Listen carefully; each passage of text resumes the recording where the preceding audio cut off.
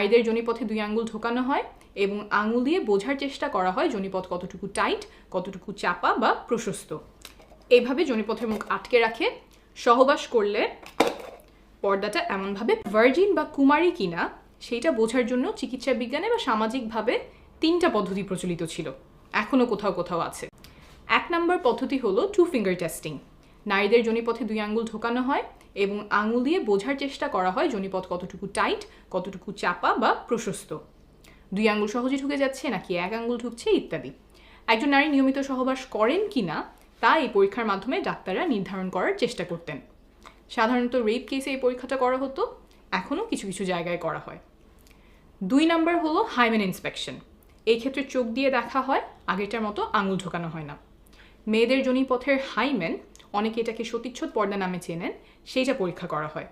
হাইমেনে কোনো ছেঁড়া আছে কিনা, থাকলে কোথায় ছেঁড়া, হাইমেনের আকার কেমন, মুখ কতটুকু বড়, এইসব দেখে বোঝার চেষ্টা করা হয় মেয়েটি আগে কখনো সহবাস করেছিল কিনা। 3 নম্বরটা হলো প্রথম সহবাসের রক্তপাত। অনেকের ধারণা যে নারী কুমারী হলে সহবাসে রক্তপাত হবে, সেজন্য বাসরাতে অনেকে সাদা চাদর বিছিয়ে দেন যাতে রক্তের দাগ ভালোভাবে বোঝা যায় বউ কুমারী কিনা সেই পরীক্ষাটা যাতে হয়ে যায়। এই যে 3টা পদ্ধতি বললাম, এগুলো কতটুকু নির্ভরযোগ্য? আসলে কি এগুলো ব্যবহার করে বোঝা যায় একজন নারী কুমারী কিনা? এই পরীক্ষাগুলো নিয়ে সর্বশেষ মেডিকেল সায়েন্স কি বলে তা এখন বুঝিয়ে বলবো। প্রথমেই আসি 3 নম্বর উপায়ে, প্রথম সহবাসে রক্তপাত। 100 জন নারীর উপরে করা একটা গবেষণায় দেখা গেছে যে 44 জনেরই প্রথম সহবাসে রক্তপাত হয়নি।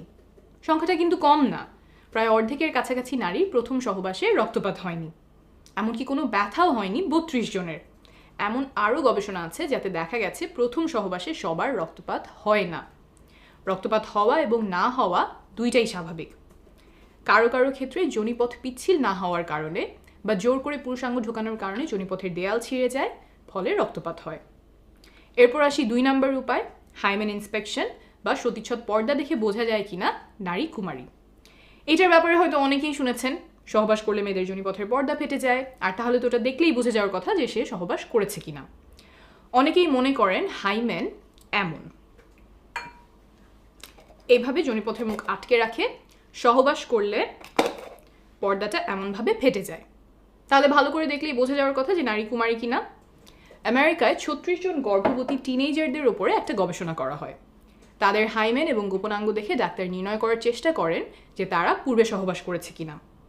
36 জনের মধ্যে মাত্র 2 জনের ক্ষেত্রে ডাক্তার বুঝতে পেরেছিলেন যে তারা আগে সহবাস করেছে, অথচ 36 জনই গর্ভবতী, অর্থাৎ বাকিরা সহবাস করেছিলেন কিন্তু তাদের হাইমেন দেখে বোঝা যায়নি। অনেকেই মনে করতে পারেন হাইমেন দেখে বোঝা না যাওয়ার কারণ কি? যদি এমন ছেঁড়া হয় তাহলে তো দেখেই বোঝা যাওয়ার কথা, কিন্তু আসলে হাইমেন এমন শক্ত কোনো পর্দা না। হাইমেন বা সতীচ্ছদ পর্দা কিছুটা এমন ইলাস্টিক, সংকোচন প্রসারণ বা বড় ছোট হতে পারে, আর এই হাইমেন থাকে যোনিপথের চারপাশ ঘিরে। আর যোনিপথের দেয়ালগুলো কিছুটা রাবার মতো ইলাস্টিক, ছোট বড় হতে পারে, এত বড় হতে পারে যে এই রাস্তা দিয়ে জন্মের সময় বাচ্চা বের হয়। তো এই যোনিপথ ঘিরে যে পর্দার মতো থাকে হাইমেন, সেইটাও বড় ছোট হয়। এই পর্দাটা অনেক রকম হতে পারে, এক একজনের এক এক দিকে খাঁজ থাকে, ভাঁজ থাকে, আর মেয়েদের জন্মের আগেই তার হাইমেনে ফুটো থাকে। বড় হলে সেই ফুটো দিয়ে মাসিকের সময় রক্ত বের হয়। এই ফুটোও অনেক ধরনের হতে পারে, বড় ছোট হতে পারে। ফুটোটা কত বড় হবে সেটা বয়স, ওজন, উচ্চতা সহ আরও অনেক কিছুর উপরেই নির্ভর করে। আবার সহবাস ছাড়াও অনেক কারণে হাইমেনে টান পড়তে পারে বা এক অংশ চিড়ে যেতে পারে, যেমন খেলাধুলা, আঘাত পাওয়া, তারপর মাসিকের সময় ট্যাম্পন ব্যবহার করা ইত্যাদি। এই সব কারণে হাইমেন দেখেই নিশ্চিতভাবে বলা সম্ভব না একজন নারী পূর্বে সহবাস করেছিলেন কিনা। এখানে বলে রাখা ভালো যে কারো কারো জন্মের সময় হাইমেনে ফুটো নাও থাকতে পারে। মেডিকেলের ভাষায় এটাকে আমরা বলি ইমপারফেক্ট হাইমেন, সেটা 1000-এ 1 বা তার চেয়েও কম হয়, তখন ছোট একটা সার্জারি করে হাইমেনে ফুটো করা হয়। এখন বলছি 1 নম্বর উপায় নিয়ে, 2 ফিঙ্গার টেস্ট। এই পরীক্ষাটা কোনো বৈজ্ঞানিক ভিত্তি ছাড়াই চিকিৎসা বিজ্ঞানে ঠাঁই পায়। উপমহাদেশের অনেকগুলো মেডিকেল টেক্সট বই এই পরীক্ষার কথা লেখা আছে, সেই সব পড়ে ডাক্তাররাও অনেকদিন এই পরীক্ষা করতেন। এই মন গড়া অবৈজ্ঞানিক পরীক্ষা বন্ধ করতে বিভিন্ন দেশে এটাকে ব্যান করা হয়। ভারতে এটা ব্যান করা হয়েছে 2013 সালে, বাংলাদেশে 2018 সালে এবং পাকিস্তানে 2021 সালে। তাহলে বোঝা গেল যে এই 3 উপায়, 2 ফিঙ্গার টেস্ট, সতীচ্ছদ পর্দা বা রক্তপাত, কোনোটা দিয়েই কুমারিত্ব বোঝা যায় না। তাহলে আসলে কি কোনো নির্ভরযোগ্য বৈজ্ঞানিক উপায় আছে যার মাধ্যমে বোঝা যায় নারী আগে সহবাস করেছে কিনা? না, নাই।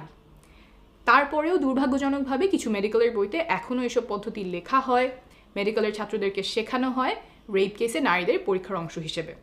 যেমন প্রফেসর রেড্ডির লেখা ফরেন্সিক মেডিসিনের বই, যেখান থেকে উদ্ধৃতি দিয়ে ভাইরাল ফেসবুক পোস্টে কুমারিত্ব নিয়ে অবৈজ্ঞানিক দাবি করা হয়েছে।